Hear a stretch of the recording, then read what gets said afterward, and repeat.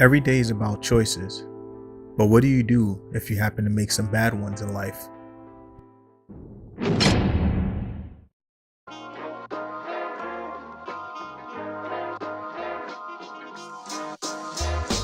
My name is Philip Edwards, my full name. Live in Falls Church, Virginia. I'm 34 years old, I'll be 35 real soon, 35 this year. And my occupation, I'm a fitness expert, nutritionist, and a day trader. Phil's journey in fitness began like many others, but him getting to that next level was not due to the obvious. I've been involved with fitness pretty much my whole life, but it was really my older siblings that got me into fitness, more sports-related fitness. Most of them played soccer, basketball, track and field. And it wasn't until I made a few bad decisions and got locked up and went to prison that I wanted to really get more involved with fitness and more into working on my physical appearance. Physical appearance because when I went into prison, I was 150 pounds. So I lacked the confidence, had a little more of an ego, self-esteem issue I was working on. But while I was in there, bodybuilding is something I lean towards. Not necessarily bodybuilding on stage, but building my body.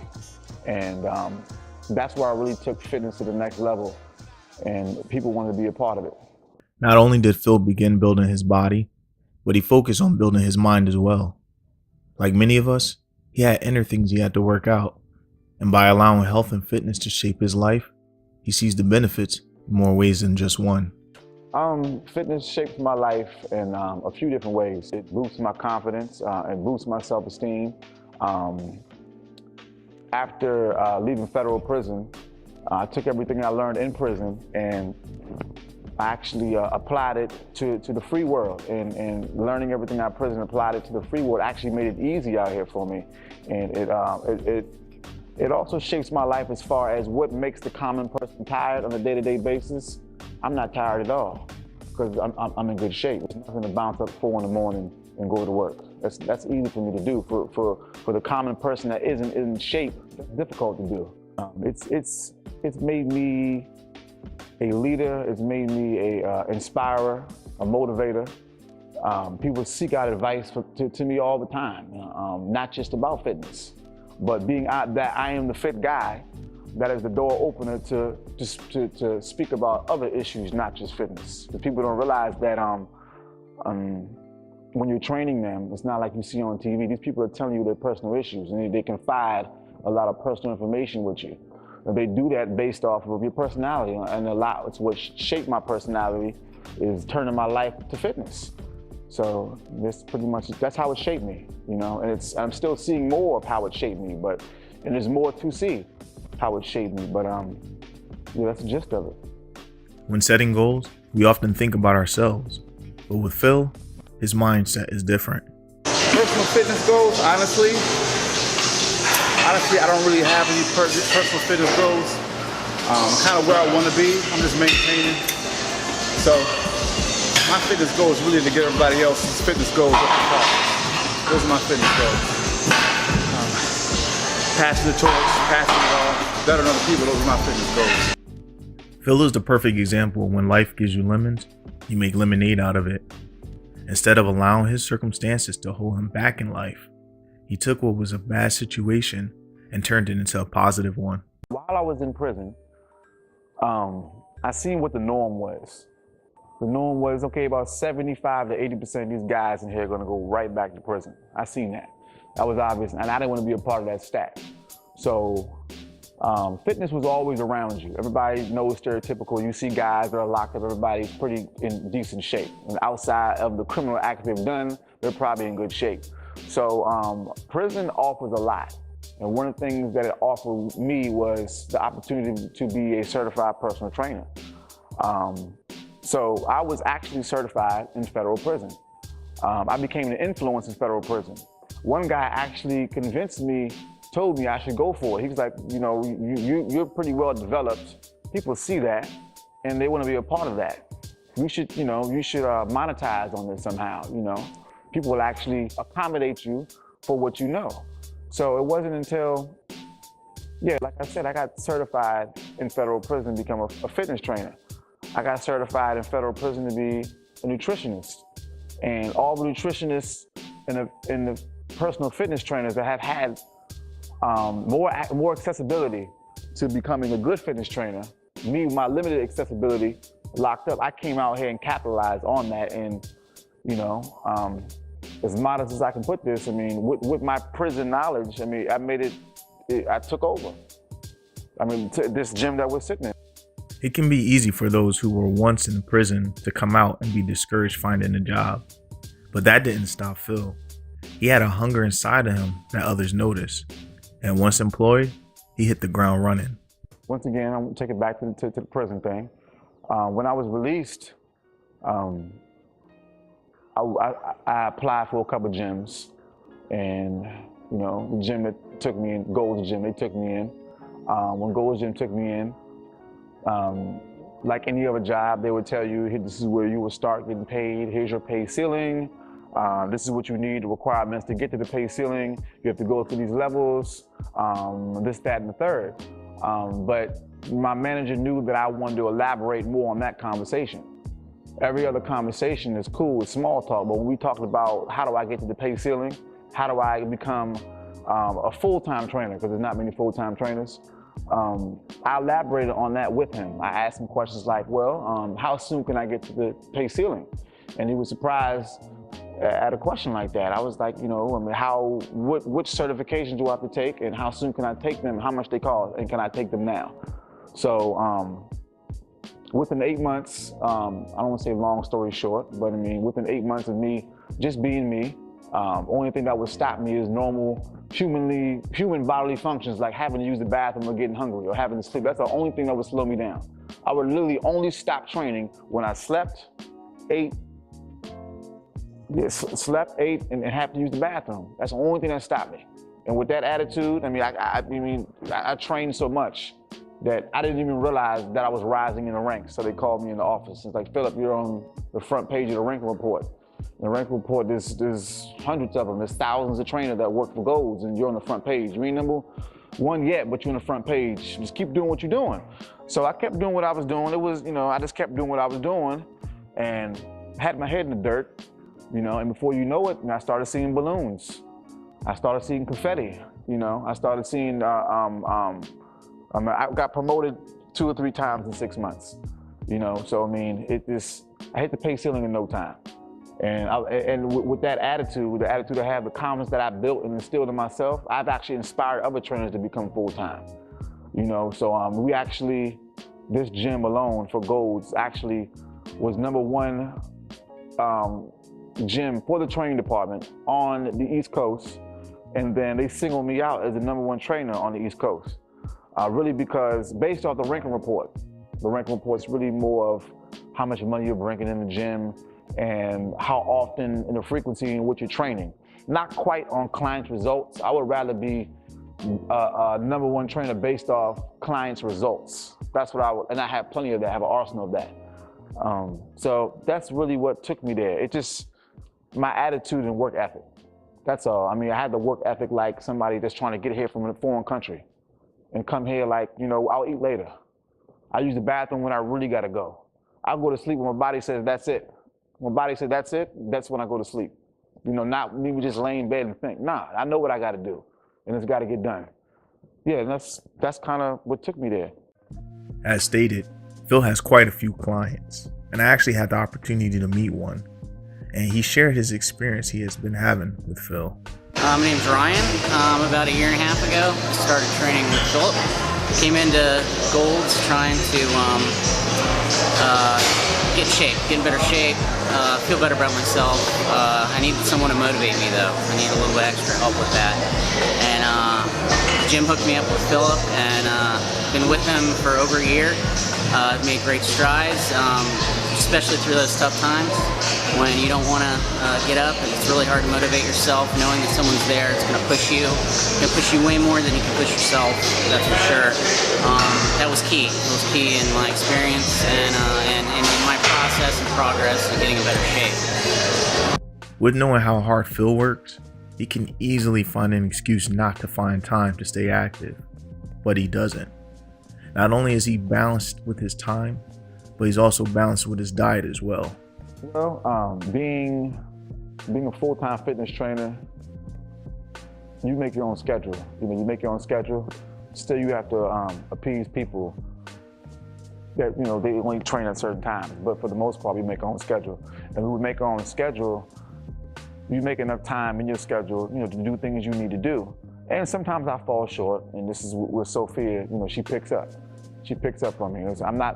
Honestly, I need to work more on organization, because everything is all over the place sometimes. But the schedule that I work is, before people go to work and after they get off work. So the whole midday time when everybody's at work, I have plenty of time to do what I need to do. And it's usually that time when I have time to work out, And it's usually right before I start training again in the evening. So the workout is mandatory and it's a must, and it gets done. I get it done. An hour for somebody, a session, another half an hour for somebody. I can take time to give an hour to myself. I have no problem. Well, in this business, you better look like the service that you're charging people that you're providing. You better look like the product of what you can provide. That's my concept. I'm sure that's logic to some people, but. My diet, being that I'm working out right now, my pre-workout, oatmeal base, try to go with some fruit, not too much. That's all energy for the workout. I don't go with the protein before the workout. But then post-workout, it's gonna be protein based. Usually of animal origin. And I try to go with the shake. If not, if I can't get the food. Or if I don't feel like eating food, I'll go with a post-workout shake. But I do cheat. Cheat meaning I eat food that, junk food, that nothing in the food my body can store as energy or can help me for anything. I do eat food like that. More frequently than people assume, but I eat about 4 or 5 meals a day. Phil mentioned earlier that you better look like the service you are providing when you're a trainer. But what if the client is a little more advanced than the service the trainer normally provides?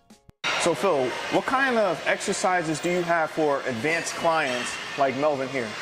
Like Melvin had already told me that he wanted to develop his legs a little bit more, even though he's already developed. Okay. Come on over here, Melvin. Come on over here. So what we're going to do is we're going to do standard barbell squats.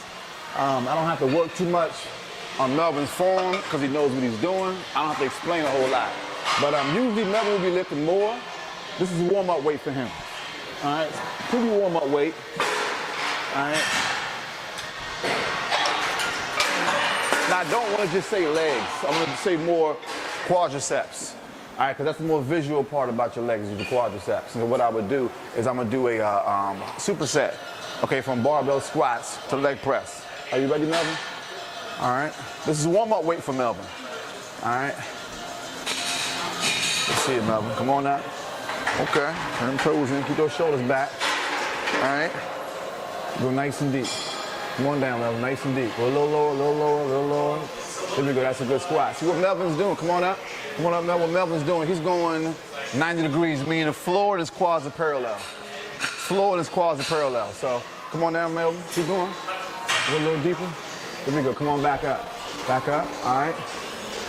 Do about 2 more, Melvin. Do about 2 more. Come on up. Good squat, Melvin. Good squat.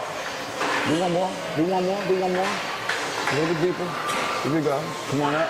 Up. All right, turn it in, Melvin. Let's go. Come on down. All right, with no break, I'm going to take Melvin. I'm going to jump him right over here to this leg press. Come over here, Melvin. All right. No break. Thank you, Melvin. Appreciate that. Appreciate that. Now, being the leg press is quad dominant too, depending on how he places his feet will determine which part of his quads he's going to target. Okay, so being he's already advanced client, he may have particular parts in his quad that he wants to develop first. All right, so Melvin, you told me that you wanted to work more in the thighs. In order Melvin to work in the thighs, he has to bring his feet on the edge of the center point, on the edge of the leg press. All right, and turn your toes out some, Melvin. Are you ready to bring him down some? All right, in the high, he'd bring his feet, he'd be working more of his hamstring and his glutes. So let's do that, Melvin. Go ahead, push. Hold it up, lift the yellow lever. There we go. That releases it. All right, bring it down as low as you can go, Melvin. Go as deep as you can. And back up. Here we go. Nice and deep, Melvin. And push. You see, that's what he's doing. All right, so come on up. Hold it up, Melvin, hold it up. All right, just bring your feet close in. Bring your feet in, bring your feet in. A little more, a little more. Okay, now we're gonna target the center of his quads. Same thing. All right, go down a little deep, Melvin. Come on down. A little bit deeper and back up. And push. Good push, Melvin. Do about 2 more. And come on up. 1 more, Melvin. Nice and deep. And push. Hold it up, Melvin. Hold it up. Okay, pull the lever back. Here we go. Come on. All right, so what we did, we just did a superset. Now, usually what I would do is, for Melvin, this is just a warm-up. It would be set 1. Then I would do a second second warm-up for Melvin. All right, then after that, the first set would start, but it's the same thing. We would superset quads, barbell, in this case, Smith machine squats with leg press. Little to no break. All right, and that little to no break would ensure some kind of growth.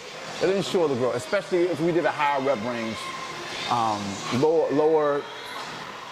lower rest time between sets. Okay. That'll optimize Melvin's growth. Okay. All right, and yeah, that's a quadricep workout. And that's just one aspect of it. His hamstrings, his calves, his glutes, all that incorporates with the legs. Okay. But that's just one piece, just a quadricep. And, something basic, nothing too extensive.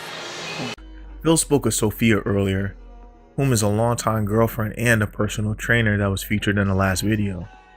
With them both being trainers, one would think they do everything together, such as even train. But after further explanation, I could see why I was wrong. We find time to work out together. Sometimes, if we're on the same muscle group that day, we do the same muscle group that day, we may work out together. But for the most part, we don't really work out together because we have 2 different sets of goals. Usually, you don't really see many guys with their girls working out, usually, because they're 2 different sets of goals. She likes to take too many videos and pictures too. I'm trying to steamroll through this workout. I can't keep taking pictures and videos, and then, yeah, we work out together sometimes. Sometimes I just spot her, but she's in a whole different routine. When she does leg day, I'm not gonna do everything she does on leg day. I'm not gonna take 20 minutes to isolate my glutes. I'm not gonna do all that, so. Yeah, so, that's the gist of it. We make time.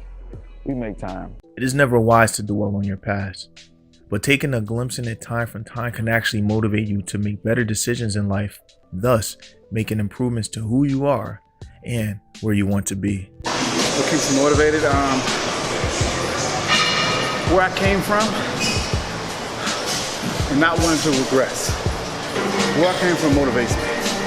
Every day I think about where I came from, where I am now, and I want to push further. Also, being that I am the motivator, I have to be self-motivated. I'm the motivator, the inspirer, the trainer. Sometimes I may not feel motivated, but the people that are motivated, I see that I can't lack the energy. I can't lack the drive. So I have to find inside me what little I have left, if there's none at that moment, and give it to them. That alone motivates me. It keeps me going. But there aren't many external factors that drive me to motivate. Be motivated myself. It's more internal. Take motivation like a pair of glasses. You got it. You just don't know you're already wearing it. You're already wearing it. You don't even know you got it on. So that's my thing. Becoming more active and/or healthier can seem overwhelming for various reasons, but it's about perspective. And Phil shares a perspective that anyone can relate to that will make it easier for those struggling to stay motivated or trying to become motivated. The best advice I can give people, because I give this advice every day, all day, and people that don't even train with me, people I just see in the gym, the best advice I can give people is, if you're going to get into fitness, you need to be into fitness. For one, work out for sustainability. If you can sustain your workout, you can keep it up. Too many people come in the gym and they work out and it hurts too much and they don't come back. They probably did something that they probably cannot sustain. All right, keep showing up to the gym. Don't keep driving past the gym. All right, a lot of people will do that. They'll just keep driving past the gym instead of walking in the gym, and they'll make excuses for themselves. But one of the biggest reasons that they actually went into the zone of making excuses is because they tried before and they tried something they could not sustain. Also, when I say sustainability, that could be whatever you're eating too. People don't realize that I eat fast food. I eat fast food, I eat bad food, but I'm a nutritionist and I know in what's in moderation I can eat and maintain a physique. Okay, it's not like people see online broccoli heads and celery sticks all the time. That's not sustainable. It's just not sustainable. Nobody wants to keep eating like that. You don't want to go through your life depriving yourself the finer things life has to offer. So it's all about sustainability. Can you keep it up? And I tell a lot of younger guys back there that's lifting real heavy, how long do you think you can keep that up? You know, because you're going to be one of the dudes in, you know, in the future, in my age, talking about what I used to do, when I used to lift. I used to lift this and then but your belly's sitting out here. You know, so you have to do something you can sustain. If it's not sustainable, you won't be able to stay with it. Changing the scene sometimes, doing outdoor workouts. And your playlist has a lot to do with it. Nutrition-wise, what you ate before you come into the gym has a lot to do with it. It's all about sustainability. That's what, if you want to be fit, you got to be able to sustain. A fit lifestyle, a lot of that is relative. It depends on what you call fit. I mean, there was a lady here earlier, she was a dancer, and she wasn't physically, aesthetically put together, but I'm sure cardio-based, she probably outrun me on that treadmill. You know, she can, she based off her cardio. So her fit is more internal. My fit is more visual and external. But we both will probably sustain what we're doing. I'm sustaining what I'm doing, Sophia's sustaining what she's doing, and everybody else in here that comes in here frequently, they're sustaining what they're doing. They can maintain it.